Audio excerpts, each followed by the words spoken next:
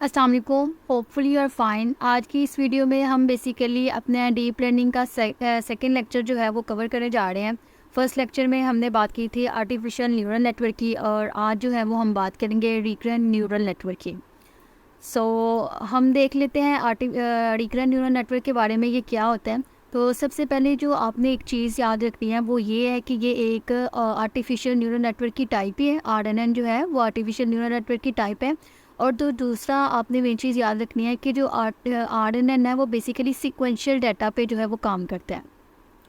अब हम देख लेते हैं कि सीक्वेंशियल डाटा क्या होता है या सीक्वेंस क्या होती है। अब ये देखें, ये एग्जांपल में आपको लिखा हुआ नज़र आ रहा है, हाय माय नेम इज़ दुआ। अब ये देखें कि एक सीक्वेंस में आपको जो है वो लिखा नज़र आ रहा है, पहले हाय है, फिर माय नेम है इज़ दुआ। आपको एक समझ आ रही है, इस सेंटेंस की समझ आ रही है कि बेसिकली ये क्या बात हो रही है या इसका क्या मतलब है। अगर आप देखें, हम इसका सीक्वेंस चेंज कर दें, हम दुआ पहले बोल लें, फिर हम माय बोल लें, फिर इज़ बोल लें, फिर नेम बोलें, तो एक हमारे पास जो ऑर्डर रहता है ना वो मेंटेन नहीं रहता। ठीक है, सीक्वेंस हमारी ख़राब हो जाती है। और जो आपने रिमेंबर रखना है वो ये रखना है कि जो RNN है वो एक सिक्वेंशियल डाटा पे जो है वर्क करता है। और ये ऑर्डर जहाँ पे जिस चीज़ पे जिसमें हमने ऑर्डर को मेंटेन करना हो या ऑर्डर को फाइंड करना हो, तो वहाँ पे RNN जो है वो होता है।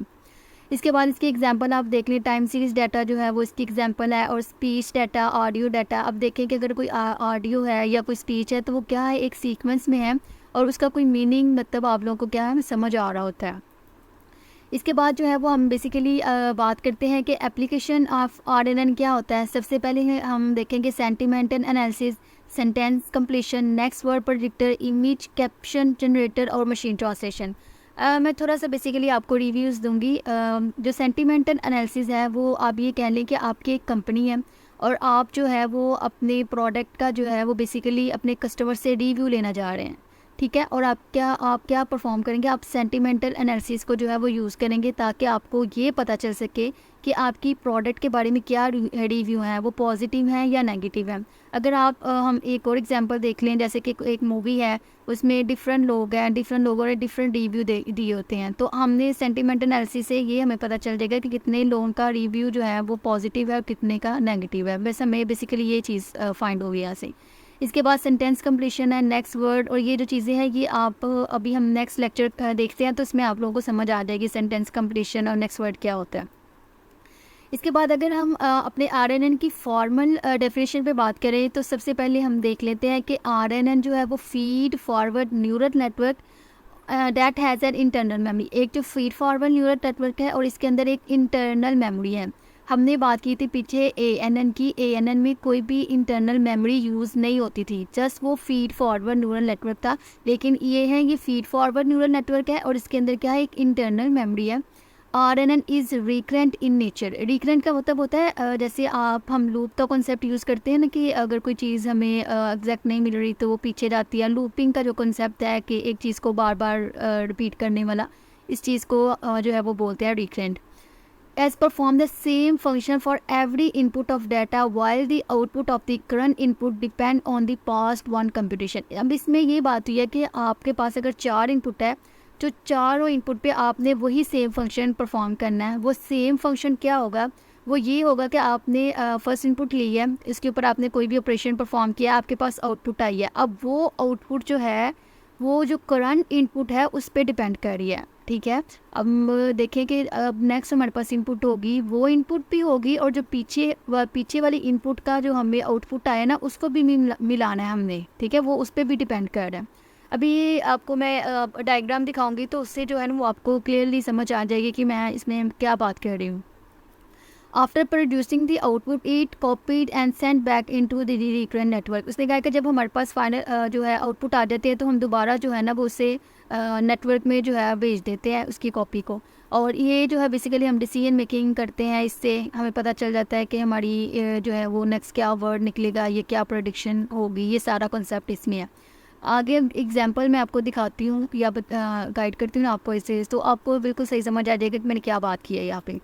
अब देखिए कि हमारे पास एक एग्जांपल है, predicting the next word in sentence. ठीक है, हमारे पास एक सेंटेंस है, दी कैट सैट ऑन दी। अब हमने प्रिडिक्ट करना है कि नेक्स्ट इसमें क्या वर्ड आएगा। आप सपोज करें कि इनिशियल स्टेट है, शुरू में जो है वो आप इनिशियल स्टेट है, तो वो क्या है, वो इनिशियल स्टेट से आपने स्टार्ट करना है, बिल्कुल स्टार्ट से स्टार्ट करना है। आप एग्जांपल ले लें कि आपके पास क्या है, एक नोट पैड है वो, और जब नोट पैड होता है वो सिंपली क्या होता है, एम्प्टी होता है, ठीक है। और उसके ऊपर जो है वो आपने सेंटेंस लिखने हैं, ठीक है, और उस इंफॉर्मेशन से आपने कुछ ना कुछ सीखना है। अब देखें कि अगर हम अपने नोट पैड की बात करें तो ये हमारा नोट पैड है, तो क्या है, इनिशली क्या है, ये ब्लैंक, बिल्कुल भी इस पर कुछ नहीं लिखा हुआ। अब हमने क्या करना है, हमने सबसे पहले दी को रीड करना है, ठीक है। RNN क्या करेगा, जो है वो रीड करेगा, सबसे पहले दी को रीड करेगा, ठीक है। अब उसने क्या करना है, नीचे उसने लिखा हुआ है कि उसने अपनी जो स्टेट है, यानी हमने जो नोटपैड की बात की, इसमें हम स्टेट का वर्ड यूज़ कर रहे हैं, स्टेट है उसे क्या करेगा, उसे अपडेट करेगा। अब देखें कि ये फर्स्ट हमारी स्टेट थी, क्या थी, बिल्कुल ब्लैंक थी। इसमें हमने जब पहला वर्ड रीड किया तो हमने इसको इधर लिख लेना है, ठीक है, इसे अपडेट कर लेना अपने इस नोटपैड को। अब इसके बाद उसने सेकंड वर्ड जो है वो रीड किया, कैट रीड किया, इसने दोबारा जो क्या है वो अपने जो नोटपैड है उससे जो है वो अपडेट कर लिया। अब हमारे पास जो वर्ड आएगा लिखा, दी कैट लिखा नज़र आएगा। अब देखें कि जब कैट पड़ा है वो पीछे वाले पे भी डिपेंड कर रहा है। अब मैंने जो बात की थी पीछे कि जो हमारी फ़र्स्ट इनपुट है, या सपोज करें कि जो दी है ये हमारी फ़र्स्ट इनपुट है, ठीक है, इसकी आउटपुट आ गई है ना। अब जो आउटपुट है वो नेक्स्ट कैट पे भी डिपेंड कर रही है। अब कैट हमने वर्ड पढ़ना है, ठीक है, कैट वर्ड तो हमारे पास एक न्यू इनपुट है। अब जो दी है ना, ये पीछे वाली जो है वो आउटपुट आई हुई है इनपुट की, ठीक है, ये मिला के हमने ये चीज़ करनी है। अब इसके बाद आ जाता है कि हमने सेट वर्ड पढ़ना है, ठीक है, फिर हमने अपनी स्टेट को क्या करना है, अपडेट कर देना है।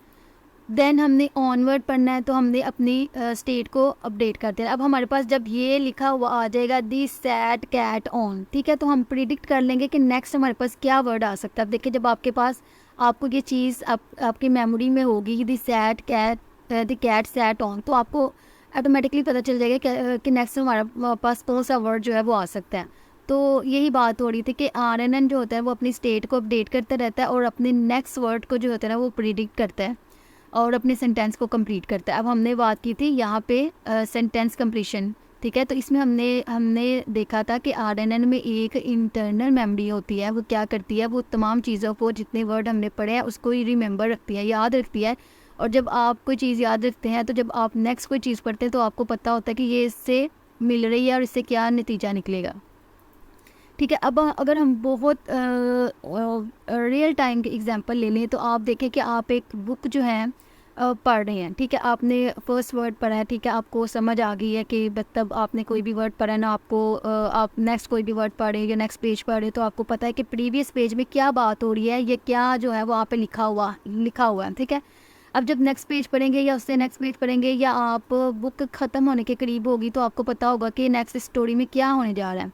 अगर इससे भी समझ नहीं आ रही तो आप ले लें कि आप एक ड्रामा देखते हैं, ठीक है, कोई यूट्यूब पे आप ड्रामा जो है वो देखते हैं, आप फर्स्ट एपिसोड देखते हैं, ठीक है, आपको कुछ ना कुछ जो है वो रिमेंबर होता है, समझ आती है इसमें कि हाँ इसमें तो ये बात हो रही है, ये हीरो है और ये जो भी चीज़ हो।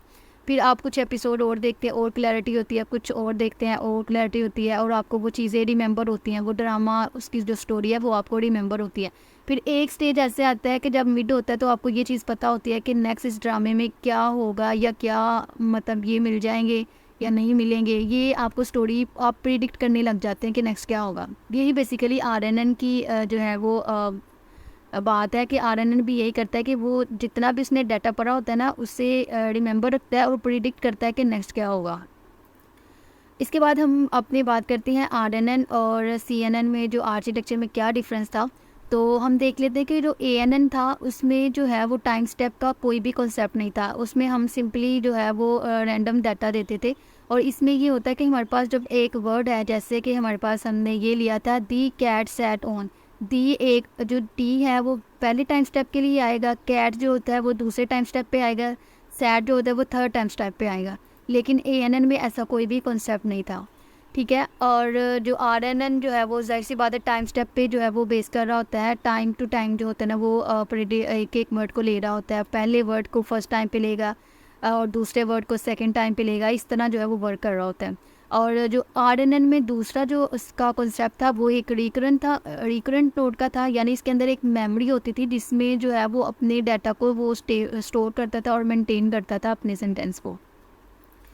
अब हम बात करें तो अब देखें हमने जब ANN पढ़ा था तो इसमें हमारे पास सिंपल ये इनपुट थी, ठीक है। ये हमारे पास हिडन लेयर थी और ये हमारे पास आउटपुट था और ये फीड फॉरवर्ड था, मतलब कोई भी इसमें ना नहीं था कि इसमें कोई मेमोरी नहीं थी कि जिसमें वो चीज़ों को मेंटेन रखता। ठीक है। अब अगर ये हम बात करें, ये वाली जो चीज़ आपको नज़र आ रही है ये RNN का आर्किटेक्चर है। इसमें आप देखिए तो ये हमारे पास जो ये चीज़ है X है, ये हमारे पास इनपुट है। ये जो आपको सर्कल नज़र आ रहा है H, ये आपकी हिडन लेयर है और ये जो Y नज़र आ रहा है ये आपकी आउटपुट है। अब लेकिन बेसिकली ये क्या हो रहा है, ये हिडन लेयर पे जो भी आपको चीज़ मिल रही है, यानी जो आउटपुट आ रही है ना, वो आपके प्रीवियस वाले पे डिपेंड कर रही होती है। अब देखिए कि आपने यहाँ पे एक इनपुट ली, ठीक है, ये आपकी प्रीवियस जो है वो इनपुट आ गई, आउटपुट आ गई है। जो प्रीवियस आउटपुट होगी ना, वो यहाँ पे आपकी प्रीवियस इनपुट बनेगी। अब प्रीवियस इनपुट और जो है आपकी करंट इनपुट है वो मिलेंगी, आउटपुट निकलेगा और जो आउटपुट निकलेगा वो नेक्स्ट वाले के लिए क्या हो जाएगा, इनपुट बन जाएगा। अब फिर यहाँ से हमने न्यू इनपुट ली, प्रीवियस इनपुट ली और फिर इन दोनों का जो भी उसमें कंप्यूटेशन परफॉर्म की आउटपुट निकला, वो आउटपुट नेक्स्ट वाले के लिए क्या बन जाएगा, इनपुट बन जाएगा। बेसिकली मैंने यही बात किया कि आपकी जो ये इनपुट है, ठीक है, इस पर आपने जो भी वर्किंग परफॉर्म की, उसके बाद जो आपकी आउटपुट होगी वो नेक्स्ट टाइम स्टेप के लिए या नेक्स्ट जो आपके पास इनपुट है उसकी क्या हो जाएगी, प्रीवियस इनपुट और ये करंट इनपुट, ये होगी करंट इनपुट और ये होगी प्रीवियस इनपुट। इस तरह ये काम करता है। और इसी तरह हमने पीछे बात की थी कि जो आउटपुट होता है वो नेक्स्ट टाइम स्टेप के लिए क्या होती है, वो एज ए इनपुट काम करती है। अब हमारे पास जो है हम एग्जांपल देख लेते हैं। तो हमारे पास 1 to many, many to 1, many to many जो है वो इस पास एग्जांपल आ जाती हैं। इसमें ये देखें कि अगर हमने बात की थी पीछे कि इमेज कैप्शन की बात की थी, हम एक इमेज देते हैं, यानी कि हम 2 की इमेज देते हैं, हमारे पास डिफरेंट कैप्शन आ जाते हैं। तो हमने क्या किया, हमने एक इनपुट दी, आउटपुट हमें बहुत ज़्यादा मिली, मैनी आउटपुट मिली है, यानी बहुत एक या 2 से ज़्यादा कैप्शन हमें मिल जाते हैं। मैनी टू वन ये होता है कि हमने सेंटीमेंटल एनालिसिस करना, हमने एक सेंटेंस दिया, ठीक है, सेंटेंस में कितने वर्ड है, काफ़ी लंबा है, लेकिन इसने ये प्रेडिक्ट करना होता है कि ये ट्रू है, ये फॉल्स है, ये पॉजिटिव है, ये नेगेटिव है, ठीक है, इसका क्या इम्पैक्ट या रिव्यू निकला है। इसके बाद आता है many to many. Many to many में जो हमारी एग्जांपल आ जाती है वो होती है मशीन ट्रांसलेशन है। देखिए अगर आपने इंग्लिश में कोई सेंटेंस लिखा होता है और आप चाहते हैं कि उसे उर्दू में कन्वर्ट करें, तो आप क्या करते हैं, मैनी वर्ड होते हैं उसके अंदर, सेंटेंस लंबा होता है, तो आपको मिलता भी वही है, उसी फॉर्म में आपको जो है वो चीज़ मिलती है, इसे कहते हैं मैनी टू मैनी। अब हम देख लेते हैं कि RNN में क्या प्रॉब्लम है। RNN में जो बेसिकली 2 प्रॉब्लम्स थी और वो ये है कि इसमें जो है वो एक है long term dependency 10 to 0, long term dependency 10 to infinity. Vanishing gradient का प्रॉब्लम आ जाता है, एक्सप्लोडिंग ग्रेडियंट का प्रॉब्लम आ जाता है। वैनिशिंग ग्रेडियंट का मतलब होता है जो ग्रेडियंट की वैल्यू होती है वो इतनी स्मॉल हो जाए कि हमें पता ही ना हो कि हमने नेक्स्ट किस स्टेट पे मूव करना है, ठीक है। और एक्सप्लोडिंग ग्रेडियंट का ये मतलब है कि हमारी ग्रेडियंट की वैल्यू इतनी बड़ी हो जाए कि हमारे लिए लर्निंग जो है वो अनस्टेबल हो जाए, ठीक है। अब इसका सलूशन जो है वो हम नेक्स्ट जो लेक्चर है उसमें डिस्कस करेंगे कि हम कैसे इस जो प्रॉब्लम है, जो RNN में प्रॉब्लम आई है, उसको हम कैसे ओवरकम कर सकते हैं।